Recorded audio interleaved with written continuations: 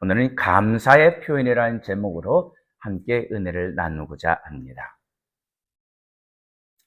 오늘 이 말씀은 야곱이 장자의 축복을 받은 후에 에서가 죽이려고 하자 외삼촌 라반의 집으로 도망갔다가 20년 만에 집으로 돌아오는 과정 속에서 일어난 사건입니다. 야곱은 외삼촌이었지만 그의 집에서 20년 동안 거하면서 마치 머슴과 같은 삶을 살았어요. 그곳에 거하는 동안 야곱이 4명의 아내와 11명의 아들과 1명의 딸을 낳은 후에 외삼촌 라반에게 고향으로 돌아가겠다는 말을 합니다. 야곱의 말에 깜짝 놀란 라반이 하나님께서 야곱이 자신의 집에 온 이후에 자신에게 복을 주었던 것을 알기 때문에 어떻게든 이 야곱을 붙들어야 했던 거예요. 그래서 야곱이 갑이 되어 품삯을 정할 제안을 그에게 합니다. 네가 원한 대로 내가 다 해주겠다. 여러분, 사주와 사원 간에 이러한 제안을 한다는 것은 획기적인 것 아닌가요? 어떤 사주가 사원이 네가 원하는 대로 다 해줄게. 그런 분이 그렇게 많지 않을 거예요. 라반이 야곱에게 이러한 제안을 했다는 것은 이 라반이 야곱으로 인해서 자신이 큰 복을 받은 것을 알았기 때문입니다. 그래서 야곱이 갑이 되어 품삯을 흥정합니다. 여러분, 품삯을 흥정한다면 내 몸 가치를 막 띄워야 되잖아요. 야곱이 자신의 몸 가치를 띄우기 위해서 어필을 시작합니다. 내가 외삼촌의 집에 왔을 때와 지금의 외삼촌의 소유를 한번 봐라. 내가 처음에 왔을 때하고 지금은 비교가 되지 않을 정도로 외삼촌의 재물이 많아지지 않았느냐. 그만큼 내가 열심히 일했고 내 발이 부르트도록 내가 열심히 일했다. 그러자 여호와 하나님께서 복을 주셨다고 내가 이곳에 있어야 돼. 당신이 나에게 많은 품삯을 줘야 될 것을 그에게 이야기를 하는 거예요. 이렇게 어필하다 라반도 수긍을 합니다. 그래, 내가 알지. 이 많은 소유를 얻게 된 거, 이 은혜를 모르면 사람이 아니야. 그러니 내가 어떻게 해주면 좋겠어? 어떻게 줄까? 이때 야곱이 라반에게 제안을 합니다. 외삼촌의 양 가운데 아롱지고 점 있고 검은 것을 이제 앞으로 나의 몫으로 달라. 라반이 이 복덩어리인 야곱이 이런 제안을 하니까 어떻게든 그를 잡아둬야 했기 때문에 흔쾌히 이 야곱의 제안을 받아들입니다. 알았다, 그렇게 줄게. 그런데요, 이렇게 좋은 분위기에서 야곱과 라반이 근로계약을 체결한 후에 라반이 이후의 행동을 한번 봅시다. 이 계약을 한 이후에 라반이 자신의 아들들을 불러서 자신의 양무리 가운데 아롱지고 점 있고 검은 양을 모두 다 다른 곳에 빼돌렸어요. 여러분, 이 말은 이 야곱과 계약했던 것이 어떻게든 그를 잡아두기 위한 라반의 계략이었다는 것을 알 수가 있습니다. 여러분, 생물학적으로 아롱지고 점 있고 검 있는 양이 있기 위해서는 흰 양만 가지고서는 그러한 점 있고 아롱지고 검은 양이 태어날 수가 없다는 거예요. 생물학적으로 돌연변이가 아니고서는 그러한 양이 태어날 수가 없습니다. 하지만 야곱과 함께해서 이 라반의 집에 복을 내렸던 여호와 하나님이 누구십니까? 불가능도 가능케 하신 전능하신 하나님인 줄 믿습니다.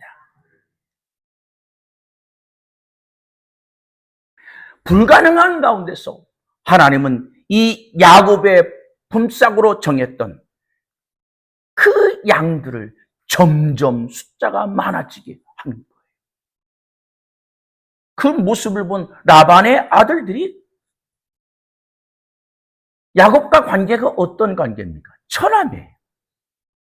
이 처남들이 이 야곱이 우리 아버지의 양을 빼앗아가서 아버지의 모든 소유로 그 많은 재물을 저가 쌓았다고 이 야곱을 쳐다보는 눈초리가 전과 같지 않은 거예요. 여러분 20년 동안 라반의 집에서 눈칫밥을 먹고 산 야곱이라면 이 처남들의 이 눈치를 얼마나 빨리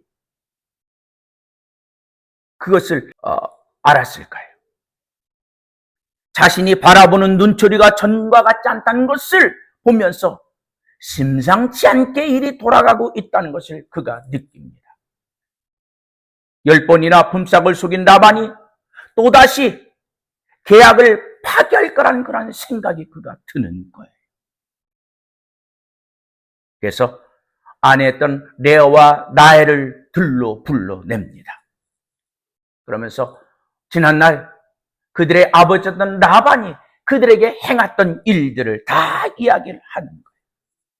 지금까지 당신들의 아버지가 나에게 품삯을 약속한 것을 10번씩이나 어겼다. 그런데 내가 고향으로 돌아간다고 하니까 내가 원하는 대로 품삯을 주겠다고 근로계약을 체결했다. 그리고는 그날 밤에 내 것이 될 수 있는, 내 것이라 약속한 아롱지고 점있고 거미는 양들을 그대들의 오빠들을 통해서 다른 곳으로 모두 다 빼돌려서 내 양이 아예 태어날 수 없도록 했다. 하지만 내가 믿는 전능하신 하나님께서 니들 눈으로 봐라, 이렇게 많은 소유를 거느릴 수 있도록 나에게 축복해 주셨다. 그런데 그 후로 당신들의 아버지와 오빠가 나를 바라보는 눈치가 심상치가 않다. 아마도 나에게 주기로 한 이 내 몫을 빼앗을 어떤 계략을 꾸미고 있는 것 같다. 그런데 지난밤 베델의 하나님께서 나를 찾아와서 출생지로 돌아가라고 하셨다. 이 남편의 말을 듣고 있었던 아내들이 대답을 하는 거예요. 우리 아버지가 우리 아버지 집에서 우리의 분깃이 있겠느냐? 아버지는 우리를 딸이 아닌 외국인처럼 여기는데 우리도 더 이상 이곳에 있을 미련이 없다. 당신의 하나님께서 당신에게 이르신 대로 행하라. 우리는 당신을 따르겠다고 했어요. 그래서 야곱이 라반이 양을 깎으러 가는 날을 기대로 잡게 됩니다. 여러분, 여기 양의 털을 깎으러 간다는 것은 단순히 털을 깎는 그런 것이 아니에요. 여기서 양의 털을 깎는다는 것은 이 목축업을 하는 사람들에게는 굉장히 중요한 행사였습니다. 양의 털을 깎아서 그것을 팔아 돈을 마련하고 그 돈으로 의복을 사고 생활용품을 사고 생활을 해 나가는 그런 중요한 행사인 거예요. 그 많은 양들을 양의 털을 깎고 이것을 팔아서 돈을 마련하고 그것을 생필품을 사고 뭐 일하다 보면은 이 한번 양의 털을 깎으러 나가면은 많은 길이 걸렸습니다. 그렇게 라반과 아들들이 집을 비우자 야곱이 하나님께서 주신 식솔들과 소유를 가지고 라반의 집을 떠납니다. 양의 털을 깎으러 갔던 라반이 야곱이 떠난 것을 3일이 지나서야 알게 돼요. 그러자 아들들과 함께 7일 길을 쫓아가서 길리앗산에서 이 야곱의 일행을 따라잡게 됩니다. 여러분, 품삯을 10번씩이나 속이고 딸들을 외국인처럼 여기는 라반과 아버지의 소유를 도둑질했다고 생각하는 이 라반의 아들들이 이렇게 자신의 소유를 가지고 도망치듯 간 이들의 일행을 따라 잡았다면 어떤 일이 벌어지겠어요? 야곱이 곤욕을 치를 것을 당연한 일 아니겠습니까? 이것을 아신 야곱의 하나님께서 라반이 이 야곱을 만나기 전달 밤에 그에게 찾아가셨어요.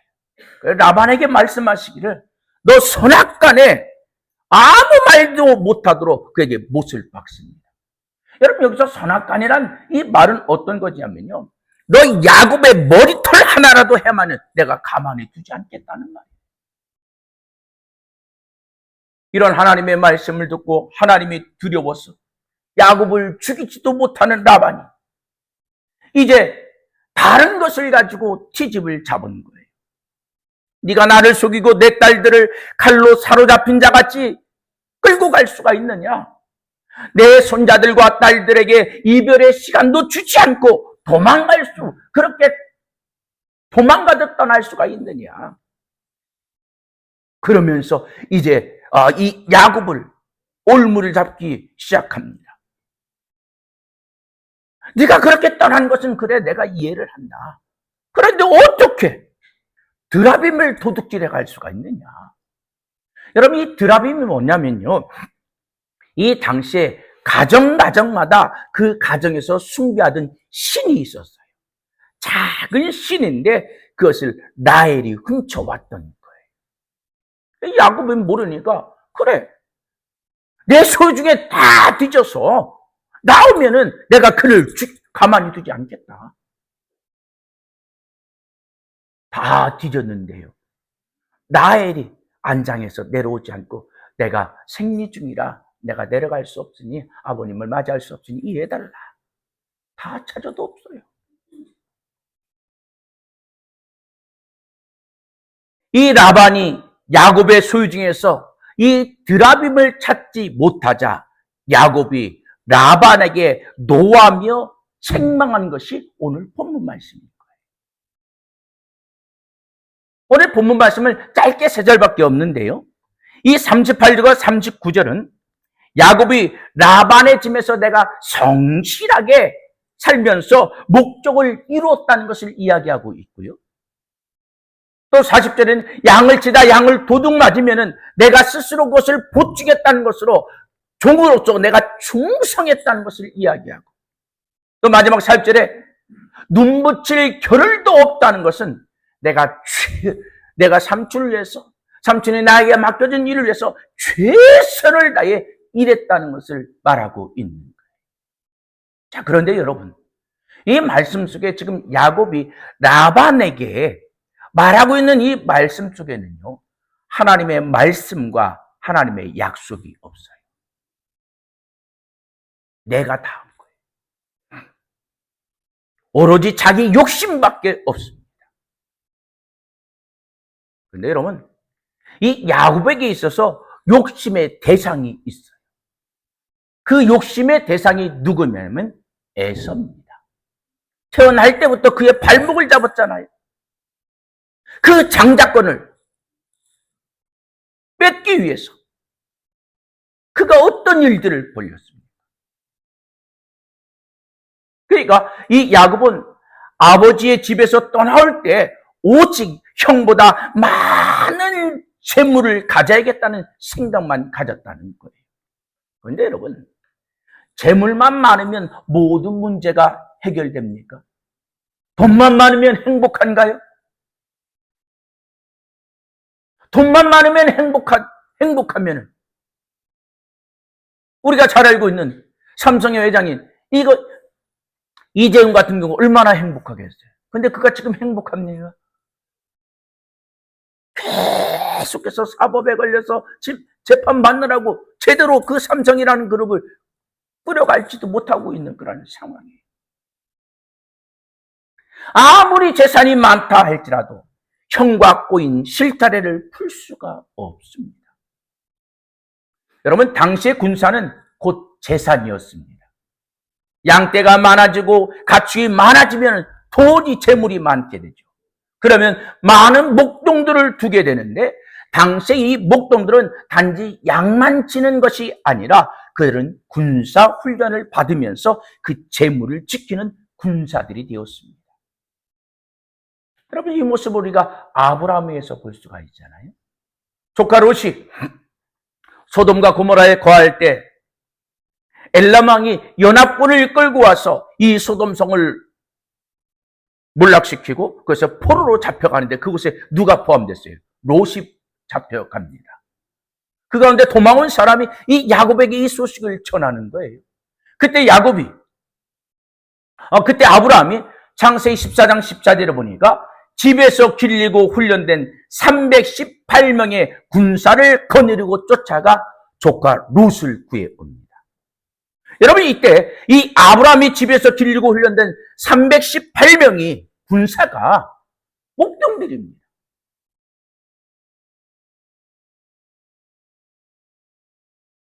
야곱이 하나님의 보호하심으로 이 라반과 모든 관계를 해결하고 자신의 소유를 거두고 집으로 돌아가는데 그곳에 누가 있습니까?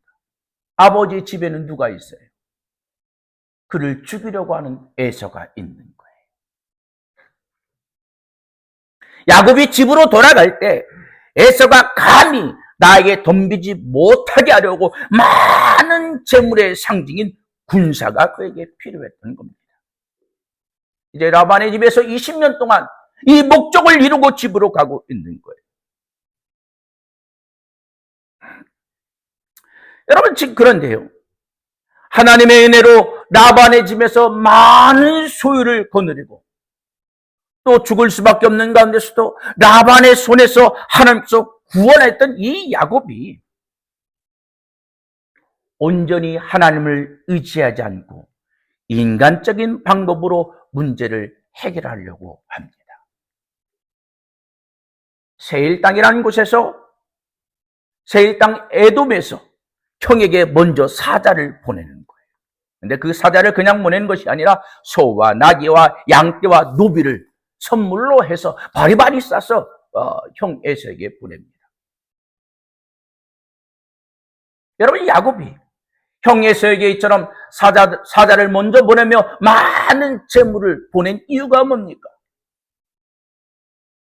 20년 전에 집을 떠나올 때 형의 축복을 도둑질했다고 자기를 죽이려고 하는 이 에서의 마음을 사기 위해서, 환심을 사기 위해서, 또 하나는 형의 마음이 어떤지 그 동태를 살피기 위했던 거예요. 그런데 그렇게 갔던 사자들을 통해서 형 에서의 소식이 들려오는데 형 에서가 400명의 군사를 이끌고 주인을 만나러 온다는 겁니다. 20년의 세월이 지났는데 에서가 400명의 군사를 데리고 자기를 맞이하러 온다는 이 소식을 들으니까 야곱이 멘붕에 빠진 거예요. 여러분, 에서가 이 야곱을 환영하기 위해서 400명의 군사를 거느리고 나오는 건가요? 내 축복을 도둑질한 그 야곱을 죽이기 위해서 400명의 군사를 데리고 나오는 거예요. 강산이 2번이나 변하는 20년이라는 세월이 흘렀지만 에서의 마음에는 이 야곱을 향한 그 미움이, 그 죽이고 싶은 마음이 조금도 변하지 않았던 거예요. 이런 소식을 접하고 나니까 에서를 만나는 것이 두려운 겁니다. 여러분, 지금까지 하나님의 은혜를 입고 살아온 야곱이라면 이런 상황에서 어떻게 했어야 될까요? 내가 정말로 힘들고 어려울 때마다 나를 찾아와 주시고 나와 함께 하시고 나를 구원해 주던 그 하나님을 의지해야 되는 것 아닙니까? 근데 야곱은 하나님을 의지하지 않고 인간적인 방법으로 그 위기를 헤쳐나가려고 합니다. 그래서 자신의 그 많은 재물들을 두 대로 나눴어요. 그래서 한때를 형이 이때를 치면은 다른 한때는 도망가서 내 소유를 지키기 위해서 이때를 치면 여기는 도가 여기를 치면 이때가 도망가고 그렇게 먼저 앞서 보내고 자신 혼자 야복강에 남게 됩니다. 그곳에서 비로소 하나님께 기도하는 거예요. 하나님의 큰 은혜를 읽고도 하나님을 의지하던 야곱이 죽음의 위기가 찾아오니까 그제서야 하나님을 찾았습니다. 밤새도록 하나님을 찾고 부르짖었더니 하나님께서 응답해 주셨습니다. 하나님의 응답의 결과는 자신의 모든 소유를 지키고 또 그처럼 20년 동안 이 야곱을 오직 죽이고자 하는 그런 마음을 품고 있었던 이 에서의 마음에 봄산에 눈이 녹듯이 하나님께서 녹게 해주셨습니다. 그래 여러분, 하나님께 받은 은혜를 우리가 기억하며 하나님을 의지하는 자는 하나님께서 또 다른 은혜를 누리게 하시는 줄 믿습니다. 여러분, 예수님 당시에 이 문둥병은 신이 내린 저주라 해서 사람들로부터 격리되어 살아야 했습니다. 이것은 왕이라 할지라도 예외는 없었어요. 여러분, 우시아 왕이 그랬잖아요. 우시아 왕이 제사장만 거행할 수 있는 성전에 분향 제사를 직접 드리려고 했어요. 그러자 제사장 이사랴와 함께 80명의 제사장들이 그를 막아섭니다. 하지만 이 우시아가 왕의 힘으로 그들을 물리치고 분향을 강행했어요. 그 결과 어떤 일이 있습니까? 하나님의 법을 어긴 이 우시아의 왕에게 하나님께서 문둥병을 발하게 하십니다. 비록 왕이었지만은 그가 문둥병에 걸리게 되자 왕의 직무를 수행하지 못하고 죽는 날까지 별궁에 거하다가 여호와 전에 또 들어가지도 못했습니다. 죽은 후에는 다윗 왕의 묘실에 들어가지 못하고 들판에 장사가 되었습니다. 이처럼 문둥병에 걸리면 그 누구도 예외 없이 격리된 삶을 살아야 했습니다. 예수님께서 사마리아와 갈릴리 사이를 지나갈 때 격리 생활하던 이 10명의 문둥병자 환자들이 예수를 향하여 다윗의 자손 예수여 우리를 불쌍히 여겨달라고 소리를 치며 예수님을 찾았습니다. 이들의 간청함에 예수님께서 가시던 발걸음을 멈추시고 그들을 향하여 가시고 그들에게 무엇을 하십니까? 너희의 몸을 제사장에 보이라. 너희의 몸을 제사장에 보이라. 문둥병에 걸렸는데 왜 제사장에게 보이라고 합니까? 여러분, 이 말씀은요, 레위기 13장과 14장에 있는 그런 말씀을 예수님께서 근거로 외쳤던 말씀입니다. 먼저 레위기 13장 1절부터 3절에는 이 문둥병에 걸린 사람을 누가 그 병에 걸렸는지 판단하는 그 기준이 제사장에 있다는 것을 말하는 거예요. 사람이 피부에 이상 증세, 부스럼, 흰점, 부어름 등 이런 것들이 생기면 제사장에 가서 검진을 받고 제사장이 환자의 상태를 확인한 후에 문둥병이면 부정하다고 선언을 합니다. 그렇게 제사장이 부정하다고 선언하면 집 밖으로 격리되어서 옷을 찢고 머리를 붓고 부정하다가 외치면서 알았어요. 사람들 앞에 서면 부정하다 내 가까이 오지 말라 나는 부정한 사람이라고 외쳤던 거예요.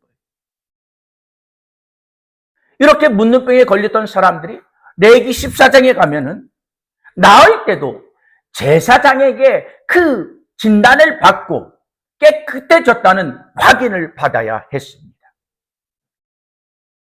제사장은 그가 깨끗해졌으면 정결 예식을 지행하고 그들에게 깨끗하게 되었다고 회복을 선언합니다. 그래야만이 가정으로 돌아갈 수가 있는 거예요. 예수님이 지금 이 레위기서에 있는 이 말씀을 가지고 그들에게 근거를 해서 너희 몸을 제사장에게 보이라고 했던 겁니다. 그런데 여러분, 예수님께서 이들에게 너의 몸을 제사장에게 보이라고 했을 때 그들은 여전히 문둥병에 걸려있는 상태였어요. 그런데요, 이들이 예수님의 그 말씀을 듣고 제사장에 달려간다는 거예요. 여러분, 그 말씀은 뭡니까? 이들이 예수님의 말씀을 믿는다는 거예요. 믿음이 있었다는 거예요. 비록 지금은 내 몸에 문둥병의 근원이 말라지 않고 지금도 여전히 문둥병에 있는 그런 모습이지만은 제사장이 보일 때 우리 몸이 깨끗해질 것이라는 그런 믿음이 있었기 때문에 그들이 달려갔던 것 아닙니까? 여러분, 그 믿음이 없으면은 지금 내 모습을 보니까 예수가 너의 몸을 제사장에 보이라, 가서 진단 받아라 하는데 지금 내 모습을 보니까 문둥병이 그대로 있어. 가봤자 꽉인 것 아닙니까? 그런데 이들이 예수께 달려갔다는 것은 믿었다는 거예요. 믿음으로 달려가는데요, 그들의 믿음으로 달려가는 과정 속에 하나님께서 그들을 치료하여 준 줄 믿습니다.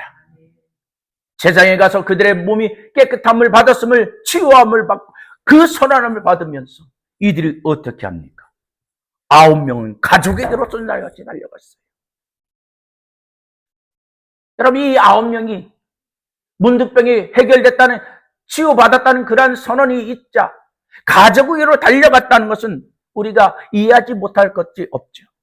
이들의 마음을 모르는 것이 아닙니다.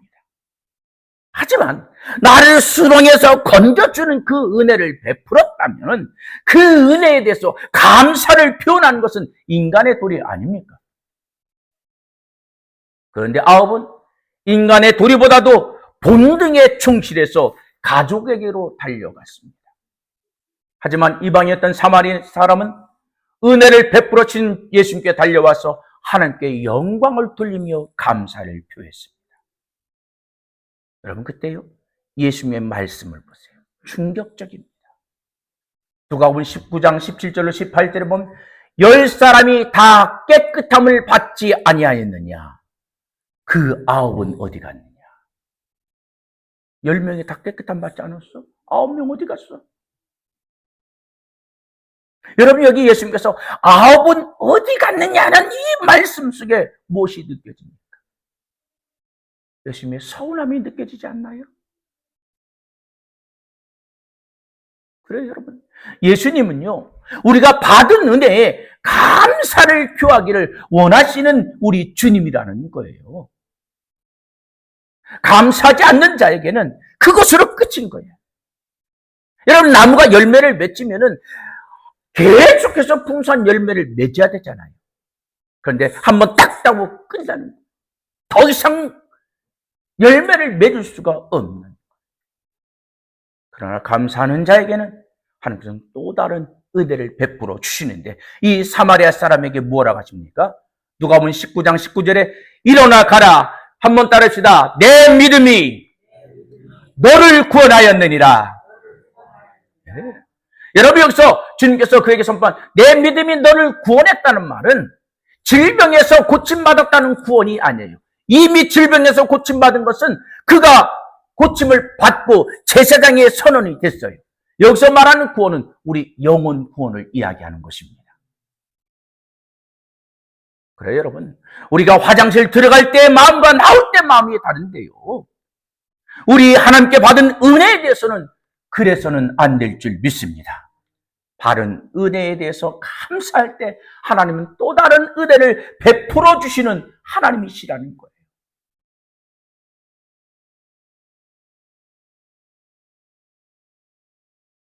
여러분, 은혜를 받고도 감사하지 않았던 이 9명의 사람들이 시간이 흐른다고 예수님께 감사했을까요? 천만에요.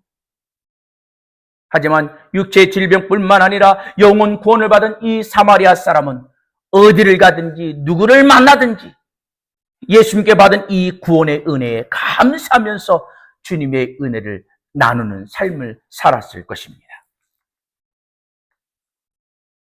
그래, 여러분. 은혜에 감사하는 자는, 은혜를 받은 자는 은혜의 가치를 알기 때문에 어디를 가나 누구를 만나든지 그 받은 은혜를 나누는 삶을 산다는 거예요. 특별히 질병으로부터 고생을 당하는 자를 보기라도 한다면 어떻습니까? 동병상련의 그런 마음으로 그가 측은한 마음이 들지 않겠어요? 나는 그처럼 질병인 걸 고통받았었는데 예수를 만나서 내가 이렇게 자유함을 받았으니까 너도 그 예수를 만나면은 너는 이 질병부터 치유함을 받을 것이다. 너도 그 예수를 만나기 위해서 그 예수를 삼아라. 그 예수께 그를 전하지 않겠습니까? 그러니까 이렇게 건강한 삶을 살게 된 것이 예수님의 은혜임을 찬양하며 예수님을 전하는 삶을 살 것입니다.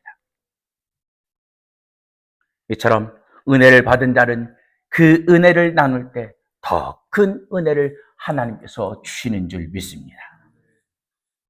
사랑하는 성도 여러분, 받은 은혜에 감사에 반응하는 자는 무엇보다도 감사하는 마음을 표하고 싶고 누구를 만나면 그 은혜를 나누고 싶은 마음이 있는 거예요. 오늘 이 예배에 참석한 여러분 모두에게 이러한 마음이 있기를 주님의 이름으로 축복합니다. 여러분, 이 앞에 종이 바뀌었습니다. 전 거보다도 멋지고 더 크고 소리도 한번 들어볼까요? 청량하죠. 목요일에 목요일마다 우리 목사님과 사모님들이 모여서 모임하는 그 모임이 있어요. 그 네트워크를 다녀왔더니 교회에 이만한 박스가 택배가 왔어요. 그 교회 이름으로 와서 뭔가 하고 뜯어봤더니 안에 이 종이 있는 거예요. 실은 얼마 전에 이 종이 치는 이 고리가 부러졌습니다. 근데 세워놓고 치면은 그냥 작동이 제 소리가 나더라고요. 그래서 바꿔야지 하는 그런 마음이었는데 그냥 소리가 나길래 그냥 쓰고 있었어요. 그런데 누군가 이것을 본 것 같아요. 하나님의 은혜를 받고 나니까 그의 마음속에 감사한 마음이 들었고 그 마음을 표현하려 하니까 주님의 몸된 곳에 곳곳에 사랑의 손길이 필요한 것이 내 눈에 들어오고 그것이 내 눈에 들어온 것으로 끝난 것이 아니라 무명으로 이렇게 섬기더라는 겁니다. 여러분 지난주에 그런 말씀 드렸죠? 오른손이 하는 일을 왼손이 모르게 하자. 그것이 하나님 앞에 자랑이 될 거다. 말씀을 전했는데 이렇게 반응을 보니까 제가 얼마나 감사하고 얼마나 행복한지. 말씀을 전하고 그 말씀을 듣고 그 말씀을 생활 가운데 적용하는 그런 모습들이 성도들의 모습에서 보일 때 목회자는 가장 행복한 거예요. 사랑하는 성도 여러분, 하나님께서 여러분의 마음에 어떤 감동을 주실 때는요, 나를 통해서 영광을 받으시기를 원하시는 하나님의 사인입니다. 그러므로 마음에 감동이 되면 이것저것 따지지 마세요. 이것저것 생각하지 마세요. 내 형편 따지지 말고 믿음으로 즉시 순종하실 길을 주님의 이름으로 축복합니다. 이 종을 섬기신 분의 간증을 알아서 이제 통화를 했어요. 집사님 너무 감사해요. 하나님께서 감동을 주셔서 이 종을 섬겼더니요.